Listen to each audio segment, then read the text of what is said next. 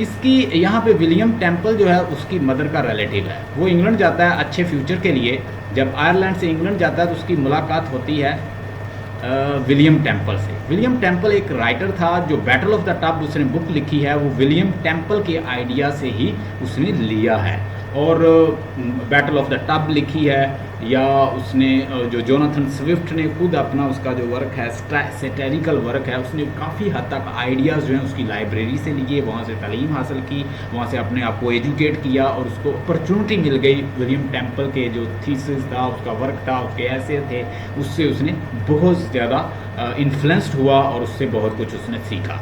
William temple के साथ साथ वो उसकी एक इलिजिटिमेट उसकी एक बेटी थी, उसको पढ़ाना शुरू हो गया, जिसका नाम वो लेट स्टेला रखता है, ठीक है। उसको पढ़ाता है और वो तकरीबन बहुत यंग होती है उससे, फिर वो शादी करता है, वो उसकी डेथ तक उसके साथ रहती है। विलियम टेम्पल उसका अब फादर इन लॉ भी है रिश्ते में, उसकी बेटी को एजुकेट भी करता है, उसका डिवोर्स से इन्फ्लुएंस हो जाती है, उससे शादी कर लेता है, कभी इंग्लैंड जाता है, कभी आयरलैंड जाता है, दोनों कंट्रीज के दरमियान वो मूवमेंट करता रहता है। उसके अंदर हमने उसकी लाइफ के अंदर देखा कि टोरी और विग पार्टी जो है उस वक्त प्रोमिनेंट पार्टी थी, और यही वो एज है जो ड्राइडन भी मौजूद था, और उसके बाद जॉनसन और स्पेशली अलेक्जेंडर पॉप का वो दोस्त भी था। तो ये देखिए कितना बेटर सेटरिस्ट है। ये सारी जो चीज़ें हैं, ये सारी इनकी यानी जो एज है वो ऐसे लगता है कि बिल्कुल एक दूसरे से रिलेटेड है। तो विलियम टेम्पल भी एक राइटर था। विलियम टेम्पल ने जो बैटल ऑफ द बुक्स, उसने बैटल ऑफ द बुक लिखी है, ओल्ड और पुराने राइटर आपस में कैसे लड़ते हैं, उसके अंदर थीम ये बताया गया है। और जिसको क्वीन एन, और एक बात और बताऊं, हमने उसके अंदर पढ़ा, उसी नावल के अंदर जो हमने प्रोज वर्क पढ़ा था जोनाथन स्विफ्ट का, उसके अंदर पढ़ा कि क्वीन एन जो है उसके ऊपर भी वो स्टायर करता है। तो इसका मतलब है कि अलेक्जेंडर पॉप की जब एज पढ़ेंगे उस वक्त कौन मौजूद थी, रानी कौन थी, क्वीन कौन थी, क्वीन एन। इस तरह नॉलेज को एक दूसरे के साथ जोड़ा करें, ठीक है। अब मैं आपको डिटेल बताऊंगा क्वीन एन कौन है, कैसे आके रानी बन गई England. I will tell you related to this political background. इस पॉलिटिकल बैकग्राउंड का मैं बताऊंगा तो आपको बिल्कुल याद हो जाएगा। विलियम टेम्पल भी एक राइटर था, जोनाथन स्विफ्ट का फादर इन लॉ था, इलिजिटिमेट उसका जो बच्चा बेटी थी उसका वो हस्बैंड था। और इसने लिखा ancient and modern learning, comparison देता है एंशिएंट और मॉडर्न लर्निंग का। William Temple, Jonathan Swift he was a secretary, he यानी ये बॉस था किसका, जोनाथन स्विफ्ट का। जोनाथन स्विफ्ट जब आयरलैंड से इंग्लैंड जाता है, उसे जॉब की ज़रूरत होती है, तो विलियम टेम्पल की लाइब्रेरी में जॉब करता है, ये उसका सेक्रेटरी बन के रहता है। Hope you got point related to Jonathan Swift. John Locke मैंने कल भी बताया था, यानी पहले लेक्चर में बताया था, जॉन लॉक एक पॉलिटिकल वैल्यूज़ पे उसने वर्क किया है, पॉलिटिकल उसने वर्क किया है, और पॉलिटिशियन को उसने बड़ी अच्छी एडवाइस दी हैं। और इसने पॉलिटिकल बुक्स, अगर पॉलिटिकल साइंस पढ़ें तो उसमें ये डिस्कस होता है, जॉन लॉक। मैंने वैसे कांट को पढ़ा है, जर्मन फिलासफर, डिकार्ट को थोड़ा बहुत स्टडी किया है, और जॉन लॉक को भी थोड़ा बहुत स्टडी किया, रसल को मैंने डिटेल स्टडी किया हुआ है। तो ये फ़िलासफ़र जो हैं मेरे फेवरेट हैं। ऐसे कंसर्निंग द ह्यूमन अंडरस्टैंडिंग, इसने क्या लिखा है, टैबुला रैसा इसने अपना वर्क लिखा है। और ऐसे concerning to the human understanding mean इसने साइकोलॉजी पे भी वर्क किया है, ह्यूमन अंडरस्टैंडिंग पे।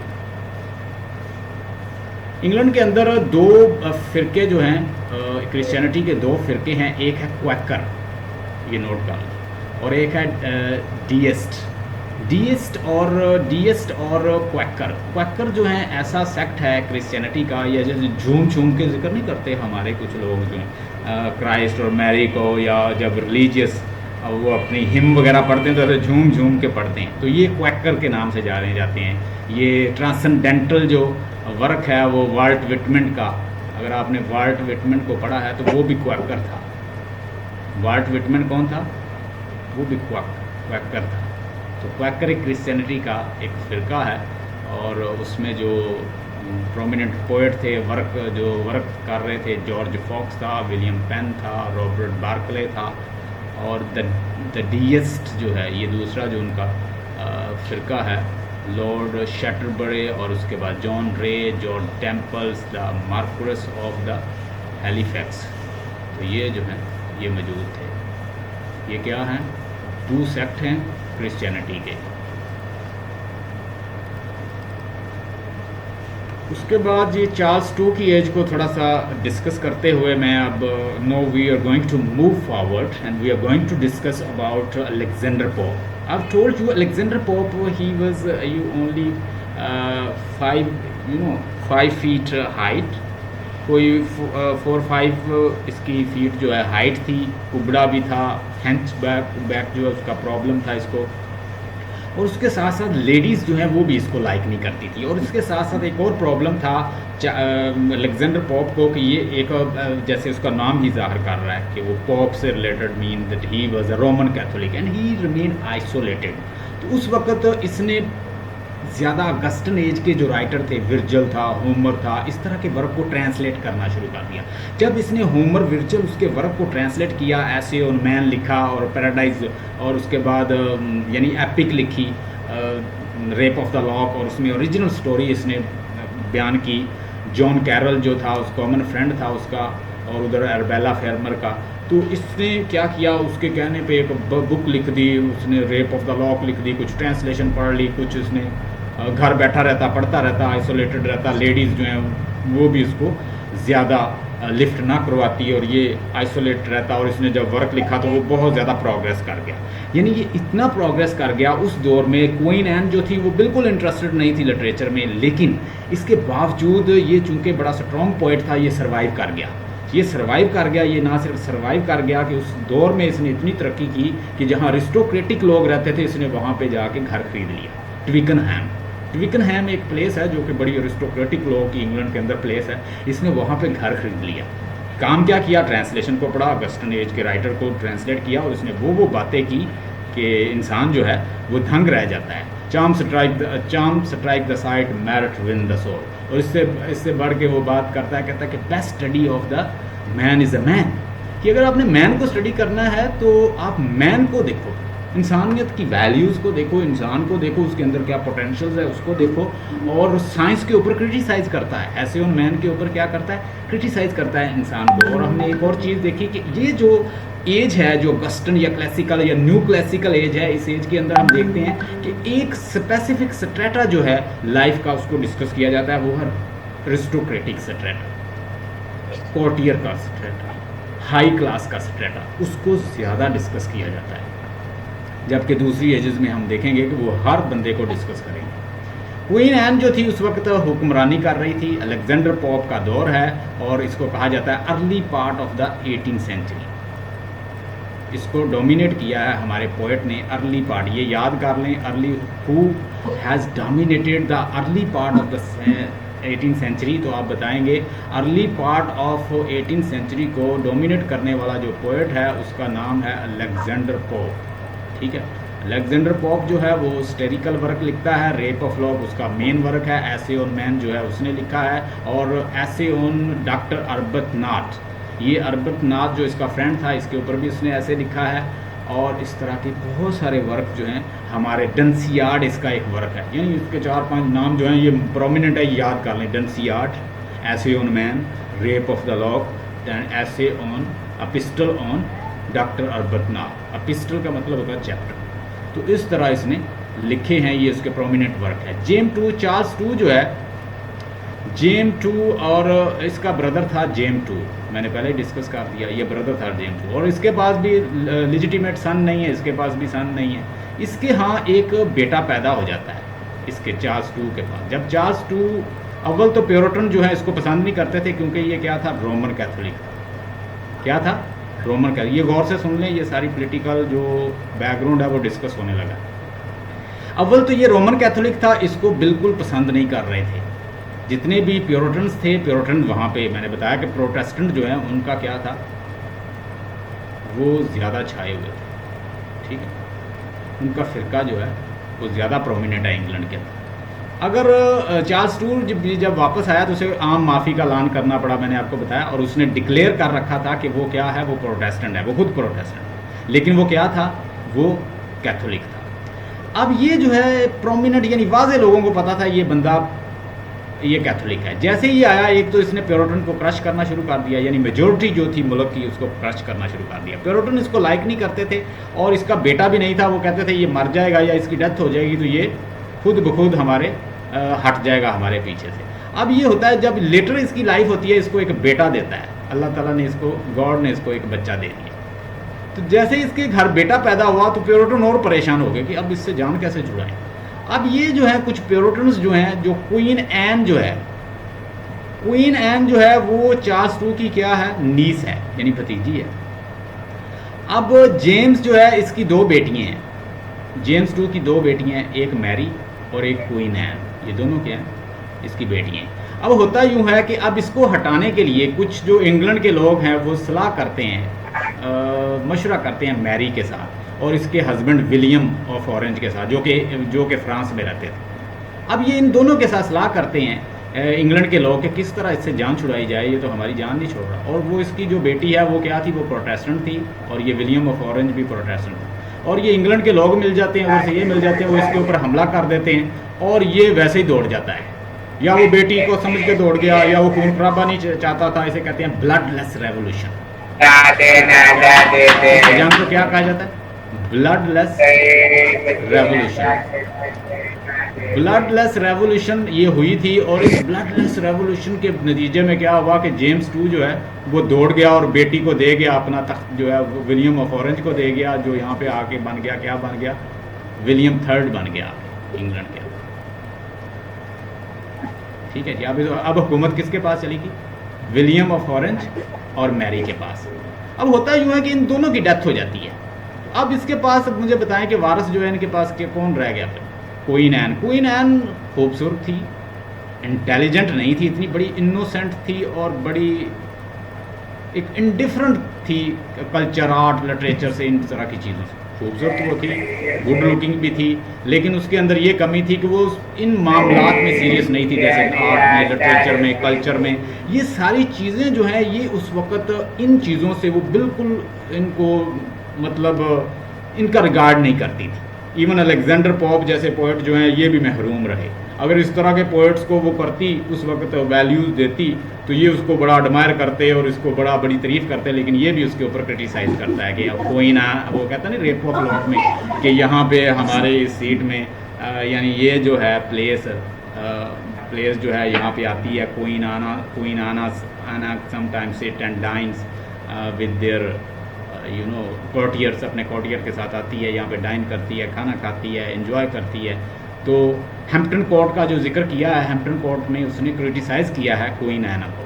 क्वीन एन जो थी वो भी पोप के साथ, मतलब पोप जैसे लोगों को सपोर्ट नहीं कर रही थी। और अलेक्जेंडर पॉप की दौर में 2 पार्टी थी, एक विग थी और एक टोरी थी, टोरे पार्टी थी, और ये 3 स्टेट के ऊपर रूल कर रही थी, आयरलैंड, स्कॉटलैंड, और तीसरी स्टेट बताएं कौन सी, तीसरी स्टेट कौन सी थी, इंग्लैंड। यानी इन तीनों स्टेट की एक ही क्वीन थी, उसका नाम था क्वीन एना। क्वीन एना भी कहते हैं, क्वीन एन भी कहते हैं, क्वीन एनी, तो ये थी। ठीक है। अब पता चला कि यानी मैरी और विलियम द ऑरेंज जो है उसकी डेथ के बाद ये फिर रानी बनती है क्वीन एन, और अलेक्जेंडर पॉप के एज के वक्त जो क्वीन है वो है क्वीन एन। ठीक है। वो पूछ सकते हैं आपसे कि क्वीन एन जो है वो किसके दौर में थी रानी, तो आप बताएंगे अलेक्जेंडर पॉप के दौर में। ठीक है। और किसके दौर में, जोनाथन स्विफ्ट के दौर में। ये है पॉलिटिकल बैकग्राउंड इसका। सो इसको ज़रा स्नैपशॉट लेना तो ले लें, इसको आपके काम आएगा। क्वीन एन जो है इसकी ये उसकी पिक्चर है। क्वीन एन जो है बड़ी प्रोमिनेंट थी, और she was very beautiful lady, and but she was not interested with such kind activity like art, culture, इस तरह की चीज़ का उसे शौक़ नहीं था, और ना इसने प्रमोट किया।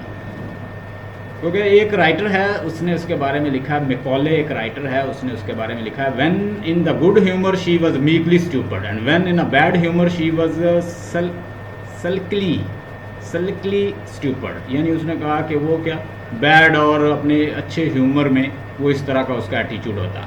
Anne was the queen of the England and Scotland and Ireland and between 8 March and 1707 and 1 May 1707, और ये उसका रीन जो है वो बताया गया। ठीक है। Under the act of the union of the kingdom of England and Scotland, यानी जब बहुत सारी स्टेट जो हैं वो मिली होती हैं तो उनको कहते हैं यूनियन। ठीक है। England and Scotland united as a single sovereign state known as the Great Britain. यानी ये सारी स्टेट मिल के जब बनी हुई थी, ये देखें, इंग्लैंड मिल गया, ठीक है, स्कॉटलैंड मिल गया और उसके बाद आयरलैंड मिल गया, तो इसको ओवरऑल कहा जाता था ग्रेट ब्रिटेन, ये सारी स्टेट को। तो ये उसकी बॉर्न एज है 1665 में सेंट जेम्स पैलेस में पैदा हुई लंदन यूनाइटेड किंगडम में, और उसकी डेथ होती है 1714 में, क्वीन एन की डेथ होती है, डाइड। उसके बाद जी कुछ पोइट हैं, जैसे हमने पढ़ा होगा, आपने पढ़ा फिलिप लार्कन को पढ़ा होगा। फिलिप लार्कन हमने एक पोइट पढ़ा था, और वो पोइट क्या था, बड़ा सीरियस पोइट था, ठीक है। उनको कहा जाता था ग्रेव यार्ड पोइट। क्या कहते थे? Graveyard poet. ऐसे पोइट जो डेथ को डिस्कस करते, जो सीरियसनेस को डिस्कस करते, जो संजीदा चीज़ों को डिस्कस करते, डेथ को, मौत को, हेयर आफ्टर लाइफ को, इस तरह की चीज़ों को डिस्कस करते हैं, उन्होंने नाम दे दिया graveyard poet. A number of the pre romantic mean कि रोमांटिक से पहले पोइट, मतलब क्लासिकल एज के। English poet of the 18th century characterise by the gloomy meditation. Pre का मतलब होता है पहले, रोमांटिक इसके बाद जो एज हम पढ़ेंगे, बात याद कर लें बच्चों, इसके बाद जो हमने एज पढ़नी है वो रोमांटिक एज है। जो रोमांटिक एज हम पढ़ेंगे वो टोटली रिवर्स होगी इस एज की। अभी तो आज मैंने आपको अलेक्जेंडर पोप की कुछ एज थोड़ी सी बताई है, कल मैं इंशाल्लाह कोशिश करूंगा कि कल जॉनसन की एज को, जॉनसन भी इनके साथ कहीं ना, 3 मेन राइटर हैं, क्लासिकल राइटर, नाम लिख लें, ड्राइडन, पोप और उसके बाद जॉनसन। जॉनसन की एज के ऊपर मैंने एक पहले ही लेक्चर दे रखा है, वो भी पीपीएससी इंग्लिश का है, वो मैं आपको लिंक सेंड करूंगा और उसको भी आपने सुनना है। कल हमने जॉनसन और पोप की एज को फिर डिस्कस करना है, ताकि ये डिटेल स्टडी बन जाए, और उसके बाद हम रोमांटिक एज, और उसके बाद मैं आपको जितना भी क्रिटिसिज्म से रिलेटेड नॉलेज है, जितने भी पोइट, जैसे Johnson as a critic, Matthew Arnold as a critic, Dryden as a critic, उसके बाद Samuel Taylor as a critic, Wordsworth as a critic, और John Keats as a critic, ये सारे हम क्रिटिक्स, और एरिस्टोटल, प्लेटो, सिडनी, ये सारे इनकी स्टडी मैं आपको करवाऊंगा। ये सारे आपको इंशाल्लाह क्रिटिसिज्म भी आपको पढ़ाएंगे। तो इसमें कहा जाता है definition, number of the pre romantic English poet of the 18th century characterized by the gloomy meditations of the mortality, skulls, coffins and the presence of the graveyard, also called the churchyard poet, और Boneyards, Boys and Origins, mid-18th century group of the poet who have wrote poetry in the graveyard। यानी जो ज़्यादा death को, serious issue को, सोलम serious issue को discuss करते हैं, उनको नाम ही रख दिया कि ये क्या, graveyard poet. Robert Burton, anatomy of the मेलनकली, ये इसने लिखा, ये उस एज के पोएट हैं, इनके नाम नोट कर लें। Thomas Gray's, elegy written in the country church, ये anatomy of the melancholy, depression के ऊपर लिख रहा है, ठीक है। और कंट्री चर्च के बारे में ये देख लें, एलजी का मतलब होता है मातम के ऊपर जो लिखी जाती है, मॉर्निंग के लिए, ठीक है, मातम के लिए। So Edward Young's night thought इसने लिखी, ये भी देखें, नाम इजार कर रहा है। रॉबर्ट ब्लेयर्स जो है द ग्रेव के ऊपर, ये कब्र के ऊपर लिख रहा है। So these poets are interested to write specially graveyard kind of poetry, serious poetry, solemn poetry, related to grave, related to church, related to coffins, related to skulls, related to mortality, related to the morality related to the church and the Bibles and the church like that। तो ये सारी चीज़ें ये discuss कर रहे थे। Classical poet, the classical school of the poetry, Hudson ने 5 remarks दिए हैं क्लासिकल पोएट्री के बारे में। So let's see, classical school of the poetry, Hudson ने 5 रिमार्क्स दिए हैं। वो पूछ सकते हैं कि who has given 5 remarks related to the classical poetry, तो आप बताएंगे हडसन। हडसन की बुक भी मेरे पास पड़ी हुई है, अगर आप पढ़ना चाहते हैं तो मैं उसका स्नैपशॉट सेंड कर दूंगा। हिस्ट्री ऑफ इंग्लिश लिटरेचर बड़ी ज़बरदस्त लिखी है। The product of the intelligence, ठीक है, ये थी ऑब्जेक्टिविटी और इंटेलिजेंस की एज थी, जबकि दूसरी एज जो हम देखेंगे रोमांटिक एज, वो सब्जेक्टिविटी की एज होगी, ठीक है, विट की एज थी, बड़ी विटी बातें करते हैं, ठीक है, इनलाइटनमेंट की एज थी, रीजन की एज थी। ये मैं खुद बता रहा हूँ, लेकिन इसने भी यही बातें कही हूँ। टोन पोइट्री को डिस्कस किया जाता, टोन की लाइफ देखना, जो अरिस्टोक्रेटिक लाइफ है उसको डिस्कस किया जाता।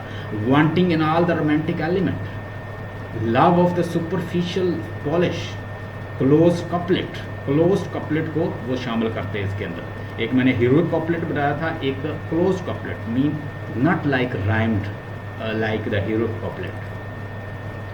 अलेक्जेंडर पोप, हाँ जी, पॉप क्या है? क्लासिकल पोएट है, रीज़न की बात करता है, ऑब्जेक्टिविटी की बात करता है, साइंटिफिक की बात करता है, एनलाइटनमेंट की बात करता है, और ऐसे ऑन मैन लिखता है, और इंसानों के ऊपर, इंसानों की लाइफ जो है और इंसान की लाइफ को डिस्कस करते हैं, यानी मैन जो है वो सेंटर इनकी पोइट्री है। कौन डिस्कस होता है इनकी पोइट्री में? इंसान की वैल्यूज़, मैनर्स। ये बात नोट कर लें, ये किताबों पे नहीं लिखी हुई। वैल्यूज़, मैनर्स, उनके स्टाइल, कल्चर, लिविंग। तो मैन सेंटर क्या होता है? मैन। तो अलेक्जेंडर पोप किसको डिस्कस करेगा? उनके स्टाइल करेगा, उनके मैनर पर, उनके लिविंग स्टाइल पर, उनके स्टाइल पर, उनके way of dealing with the people, way of living, culture, styles, manners और ह्यूमन बीइंग में इंसान जो है वो फोकस होगा इसका। तो इसमें जैसे उसने ब्लिंडा का करैक्टर लिया, इंसानों के ऐसे ऑन मैन लिखा स्पेशली। अलेक्जेंडर पोप जो है वो 21 मई 1688 में पैदा हुए। कहा जाता है कि अर्ली 18 पार्ट जो है सेंचुरी का, अर्ली 18 सेंचुरी का जो पार्ट है उसको इसने डोमिनेट किया है, उसका यानी डोमिनेटेड पोएट है उसका, उसने डोमिनेट किया हुआ उस पोएट से उस पार्ट को। और ट्विकनहैम में मैंने बताया कि एक बड़ी महंगी प्लेस थी जिसमें इसने अपना घर खरीद लिया था अलेक्जेंडर पोप ने, इतना इसने उस वक्त अर्निंग की। Poet and satirist of the England Augustan age. Augustan age क्यों कहा जाता है? मैंने बताया कि 43 BC में बिफोर क्राइस्ट एक बंदा रहता था, एम्परर था, उसका नाम क्या था? अगस्टन। अगस्टन ने अपने एज में बहुत वर्क किया था कल्चर, आर्ट, पेंटिंग, लिटरेचर वगैरह पर, ठीक है। तो उस एज को इन्होंने क्या कहा कि हम उसको इमिटेट करेंगे। वो नेचर को बेस्ट कॉपी कर गए हैं, और पोइट्री जो है वो होती क्या है? नेचर की रिफ्लेक्शन है। तो हम जस्ट उसको रूल रेगुलेशन को अगर कॉपी कर लेंगे तो वो हम पहुंच जाएंगे एग्जैक्ट स्टैंडर्ड को। ये इनका बिलीव था क्लासिकल, न्यू क्लासिकल पोइट्स का, राइटर का, पेंटर का, उस वक्त के जितने भी सेटरिस्ट थे या पेंटर थे वो इन चीज़ों को फॉलो कर रहे थे। Poet, satirist, English Augustan period and best known for his book essay on the man. थोड़ा सा मैंने आपके लिए इससे एक पिस्टल जो है छोटा सा रखा है, मैं आपके सामने पढ़ूंगा। 1711 the rape of the lock, 1712 से 1714 तक जो इसने बुक लिखी है rape of the lock. Rape of the lock के बारे में मैंने आपको बताया था कि ये ब्लिंडा एक लड़की है इसमें जो अरिस्टोक्रेटिक है, और उसके साथ कौन होता है? बैरन। बैरन जो है वो इसकी लॉक काट देता है, और ये अपनी लॉक का मुतालबा करती है, और आखिर में वो कहता है कि लॉक जो है वो पोप उसमें रिमार्क देता है, यानी वहाँ पे कि अब तुम्हारी जो लॉक है वो आसमान पे तारा बन गई है, और वो हमेशा क़यामत तक वहाँ पे रहेगी। लोग आएंगे जाएंगे लेकिन तुम्हारा जो नाम है ब्लिंडा हमेशा रहेगा। इसमें वो बता रहा है कि मैंने इसको इमोर्टल बना दिया अपनी राइटिंग के ज़रिए। लोग पढ़ेंगे, जनरेशन आएगी, जनरेशन जाएगी, but now your lock will be twinkling on like the star on the sky. तो ये आखिर में वो कहता है। Poet and satirist of the English Augustan period, best known for the poems essay on man इसने लिखा है। Criticism 1711 on rape. और हम पढ़ेंगे Alexander Pope as a critic, हमने ये भी पढ़ना है। रेप ऑफ लॉक 1712 और 14 डंसियार्ड, ये सारे उसके वर्क हैं, नोट कर लें। 1728 को लिखा है। एन ऐसे ऑन द मैन इसने कब लिखा है? 1733 से 34 तक। पोइटिक मैन्युस्क्रिप्ट एन ऐसे, और उसके बाद 21 और 68 लंदन में पैदा हुआ है, और डेथ हुई है 1744 में। और प्रोफेशन जो है पोइट है, राइटर है, क्रिटिक था, ट्रांसलेटर भी था। इसके 3 पीरियड है। इसका अर्ली पीरियड है। उस बहुत सारे क्रिटिक्स जो हैं इसको स्टायर करते रहे, क्योंकि ये एक वैसे भी रोमन कैथोलिक था और लोग इसको लाइक नहीं करते थे इतना, और ये लोगों के साथ इसकी बनती भी नहीं थी। बहुत सारे जो इसके दौर के पोएट हैं उसके ऊपर उनको क्रिटिसाइज़ करता रहता था। तो क्रिटिसाइज़ करता जब पोप, तो वो इसके अक्सर ख़िलाफ़ बातें कर देते, और ये उनको अपनी पोइट्री में बिटर स्टाइल का हिस्सा बनाता। 18th century classical age of the Pope or Augustan, it is also called. Augustan का मैं फिर बता रहा हूँ, अगस्टन एज ये ना समझ लीजिएगा कि उस वक़्त का कोई किंग था। ये 43 BC का एक किंग है, और उस वक़्त के दौर में जो वर्क हुआ था और उसमें मौजूद थे ओविड, विर्जिल, होमर। तो इस तरह के जो पोएट मौजूद थे उस एज में, तो ये उनको क्या करता, कॉपी करने की कोशिश करता। Age of the reasons and Augustan age, the age can be divided into 3 distinctive period. एक तो ड्राइडन पीरियड है, एक पॉप पीरियड है, तीसरा जॉनसन पीरियड है। हमने ड्राइडन और पॉप का पीरियड तो ख़त्म कर लिया है, जॉनसन का पीरियड इंशाल्लाह कल ख़त्म करेंगे। It is called the classical age on account of the 3 reason. Classics was first apply to, ये टर्म जो क्लासिक है ये क्या है, यानी अक्सर बच्चों को नहीं पता होता। क्लासिक का मतलब वैसे something very wonderful, okay, complete, antiquity, has antiquity in it, was the first applied to the work of the great Greek and the Roman writers. Homer और ग्रीक, होमर जो ग्रीक और रोमन दो जो poet थे, याद रखें Virgil जो poet था वो रोमन पोएट था, होमर जो था वो ग्रीक था। तो Latin Greek, Roman Greek, Greco Roman जो सिविलाइजेशन थी उस वक्त बड़ी स्ट्रॉन्ग थी और उन्होंने बड़ा फर्क किया था। द राइटर, आप देखिए, हम ये ना समझें कि हम लोग बड़े अजीम राइटर हैं या हम बहुत तरक्की कर गए हैं, आज हम यहाँ पे बात कर रहे हैं। मुझे ये लगता है कि इस तरह की पता नहीं कितनी दफ़ा दुनिया बन के ऐसे इतनी प्रोग्रेस करके ये क्या हो, तो कहते हैं ना, एक एंजल था वो जिब्राइल अलैहिस्सलाम या इज़राइल अलैहिस्सलाम, अल्लाह ताला कमी बेशी माफ़ फरमाए, ये मैंने हदीस सुनी है कि एक चरवाहा बकरियाँ चरवा रहा था, उसके पास आए, उन्होंने पूछा कि इस वक्त इज़राइल या कमी पेशी माफ़ फरमाए जिब्राइल अलैहिस्सलाम कहाँ हैं। तो वो कहते ऐसे लाइनें, अपने ऐसे 2 लाइनें ऐसे ज़मीन पे मारता है, फिर ऐसे सीधी मारता है, दूसरी हिसाब करता है, उसके बाद कहता है कि ना वो आसमान पे या ना ज़मीन पे, या तुम हो या मैं। तो उसी वक्त पकड़ के अपसाइड डाउन कर देता है। तो इट मीन कि इस तरह की पता नहीं कितनी दुनिया बन के, यानी लोग जो हैं इसी तरह प्रोग्रेस करते रहे और इस तरह पता नहीं कितनी दुनिया कितनी दफ़ा बन के दोबारा तबाह, जैसे नूह अलैहिस्सलाम के बाद जो है दुनिया फिर दोबारा से इस सर नूह जो है उनका आगाज़ हुआ था। तो इस तरह ये जो रोमन ग्रीक्स हैं ये अपने कल्चर इन्होंने बहुत अजीम बनाया हुआ था उस वक्त, इनकी सिविलाइजेशन बड़ी स्ट्रॉन्ग थी। The writer of the 18th century in the England try, देखें आप सोक्रेटिक पीरियड ज़रा पढ़ें, सोक्रात को आपने नहीं पढ़ा, मैंने इसको पढ़ा हुआ है। सोक्रात जो है वो उस वक्त किसकी बात कर रहा है, डेमोक्रेसी की बात कर रहा है भाई। वो कैसी बात करता है, कहता है कि एक बंदा मिठाई निकाल रहा है, एक बंदा कहता है कोई प्रोफेसर है, अब ये जो मिठाई निकाल रहा है ये लोगों को ये कहे कि देखिए वो आपको पढ़ाता है, वो आपका जहन ख़राब कर रहा है, खाता है माइंड आपका, मैं आपको मिठाई खिलाता हूँ, मैं हलवाई हूँ, मैं उससे अजीम हूँ। कहता है ये काम ना करो डेमोक्रेसी के साथ, कि जो बंदा जो है बस वो कोई हलवाई और एक बड़ स्कॉलर को एक साइड पे ना इकट्ठा करो। इंसान डेमोक्रेसी जो है उसको वैल्यूएट किया जाए उसकी इंटेलेक्चुअल लेवल पे, फ़िलासफ़र होना चाहिए। कहता है कि जो बड़े बड़े जिनको ओहदे दिए जाते हैं उनको फ़िलासफ़र होना चाहिए। बात तो वो ठीक करते थे। The writer of the 18th century in England try to imitate the rules and the method led by the ancient writers, so they been to be called as the new classical. New mean कि ये एक imitation थी classic की। On the second place, writers a high rank produce the work and great merit and the large number, so it is called a classical age. तो इन्होंने कोशिश की थी उसको करने की, तो इन्होंने अपना नाम रख लिया क्लासिकल पोएट्स।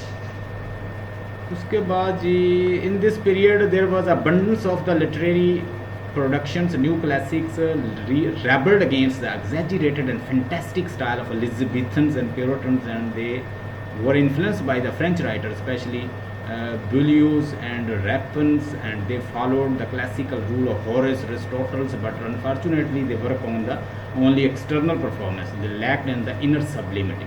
Inner sublimity से ये खाली थे और इन्होंने फ्रेंच राइटर को और अरिस्टोटल, प्लेटो, होरेस, लॉन्जिनस और इस तरह के जो राइटर्स थे इनको कॉपी करने की कोशिश की।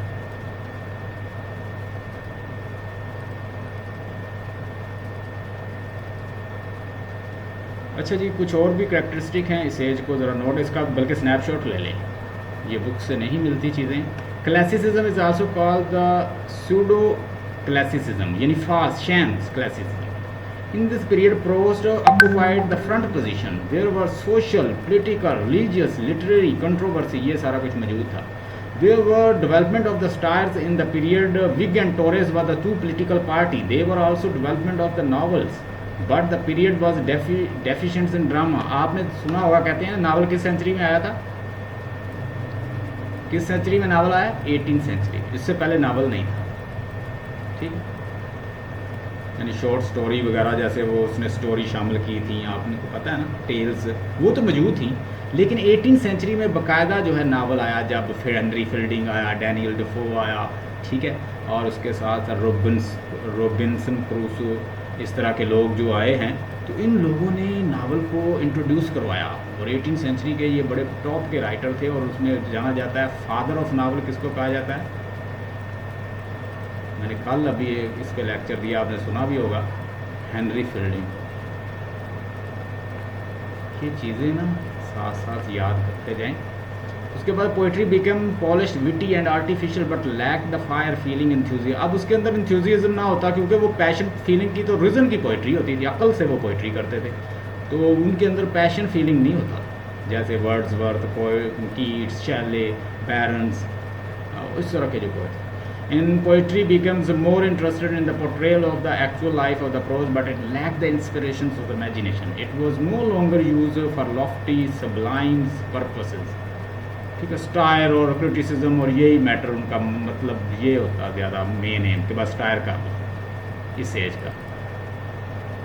To main characteristic of the Restoration period, realism and precisions. ठीक है, रियलिज्म दिखाते थे और carry further perfections during the 18th century and heroic couplet was influenced in the poetry and they talk about the society rather than. अब मैं आपसे पहले बता चुका हूँ कि जो हीरोइक कॉपलेट है वो कौन लेकर आया, यानी इंग्लिश लैंग्वेज में कौन लेकर आया? इंग्लिश लैंग्वेज में उसको बाकायदा जिनको लोगों को इंट्रोड्यूस करवाने वाला कौन है इसमें? वही जॉन ड्राइडन है, यानी ड्राइडन लेकर आया। ड्राइडन के बाद इसको फॉलो किया दूसरों ने। उसके बाद दे talk about the elite and aristocratic class rather than the common and the rustic people. अब रस्टिक लोगों को ये डिस्कस नहीं करते थे। अब जब वर्ड्सवर्थ आएगा तो वो किन को डिस्कस करेगा? कॉमन पीपल को, रस्टिक लोगों को, विल्जियर लोगों को, नेचुरल लोगों को। वो कहता है ये लोग जो है नेचर के ज़्यादा करीब हैं। कौन बताएगा आपको? वर्ड्सवर्थ बताएगा कि ये लोग जो हैं वो नेचर के ज़्यादा करीब हैं, रस्टिक लोग। लेकिन ये नहीं इनको डिस्कस करते थे, ये किसको? अरिस्टोक्रेटिक लोगों को डिस्कस करते थे। आप ज़रा अलेक्जेंडर पोप की मिसाल देख लें, क्योंकि जो एज को डोमिनेट कर रहा होता है वो एज पूरी बता रहा होता है। अलेक्जेंडर पोप जी, अर्ली पीरियड। अलेक्जेंडर पोप के 3 पीरियड हैं। एक अर्ली पीरियड जाना जाता है, एक शॉर्ट पीरियड ऑफ ट्रांसलेशन जाता है, जिसमें फैंटम ऑफ ब्रूम जो है इसके 2 फ्रेंड थे जिनके साथ मिल के ये ट्रांसलेशन करता रहा है। इनके नाम जो है नोट कर लें। Does not like all his contemporary poet. इसके कंटेम्प्रेरी पोएट जो है वो इसको लाइक नहीं करते थे, ये उनको लाइक नहीं करता। उसके बाद Alexander pope early period 4 pastoral जो है इसने 4 pastorals on spring, summers, autumns and winters. इसने पेस्टोरल्स लिखे हैं। पेस्टोरल होती है जिसमें विल्जियर थीम रखा जाता है पोएट्री। विंडसर फॉरेस्ट जो है वो भी इसका वर्क है। तो ये on spring, summer, autumn and winters, Windsor forest जो है वो भी इसका वर्क है। और इसके अर्ली पीरियड में ये आते हैं। और इसने क्या दिया था? टोपोग्राफिकल पोएट्री का कंसेप्ट दिया था। What is topographical? टोपोग्राफिकल का मतलब ये होता है कि जिसमें ज़्यादा से ज़्यादा किसको डिस्क्राइब किया जाए? लैंडस्केप को, पैस्चर्स को, नेचर को, ग्रीनरी को, ड्रीमी वर्ल्ड को, उसको कहते हैं टोपोग्राफिकल पोएट्री। याद कर लें, अगर आपसे वो पूछ लें व्हाट इज़ टोपोग्राफिकल तो क्या बताएंगे? ऐसी पोएट्री जिसमें लैंडस्केप, पैस्चर, नेचर को डिस्क्राइब किया जाता है, वो क्या होती है? Topographical poetry.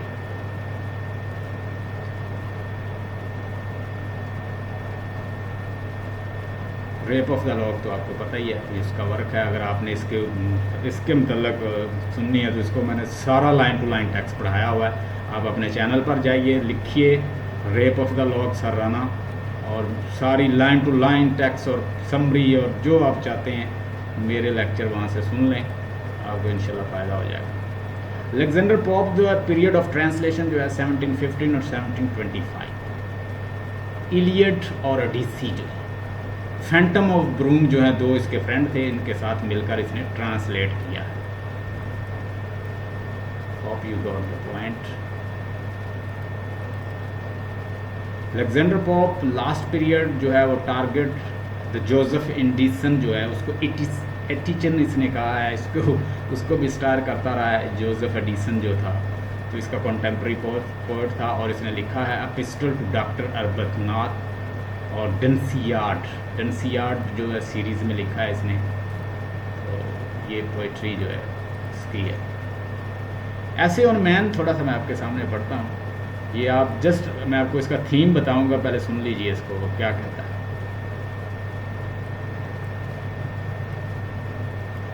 कहता है know then thyself presume not God to scan। इस लाइन के अंदर उसने क्या कहा, कहता अपने आप को जानो, गॉड को स्कैन करते फिर रहे हो, तुम्हारे अंदर इतनी पावर है तुम्हारी साइंस के अंदर कि तुम गॉड को स्कैन कर सको। गॉड और साइंस जो है, कहता है science they are different thing. तुम साइंस के साथ कंपैरिजन कर रहे हो किसका, गॉड का, कहता है it's impossible. The proper study of man kind is a man placed on this isthmus of the middle state, the being darky wise and rudely great, with too much knowledge to the sceptic side, with too much weakness of the stoic's pride। Stoic philosophy अगर आपको मैंने नहीं बताई तो मैं बताऊंगा। Stoic का मतलब होता है person who is just like a stone, जो कुछ भी हो जाए वो अपने ऊपर चीज़ों को इम्पैक्ट नहीं होने देता, उसे कहते हैं स्टोइक बिलीवर। इसके बारे में इसके ऊपर मैंने लेक्चर दिया हुआ है, उसका लिंक जो है मैं सेंड करूंगा, बल्कि मैं आपको लिंक सेंड करूंगा, आपने सुनना है stoic philosophy. He hangs between the doubt to act or rest, in doubt to deem himself a god or beast, in doubt the minds or the body to prefer, born but to dials and and reasonings but to errors, alive to the ignorance his reason such, whether he thinks too little or too much, chaos of the thoughts and the passions all confused, still by himself abused and disabused, create half to rise and half to fall, great Lord of all things yet to pray to all। कहता sole judge of truth and endless errors heard, oh go wondrous creatures, mounts when science guides, go measures earth, weighed airs and state the tides, instruct the planets in what orbs to run, correct old times and regulate the suns, go source with the plateaus to the imperials,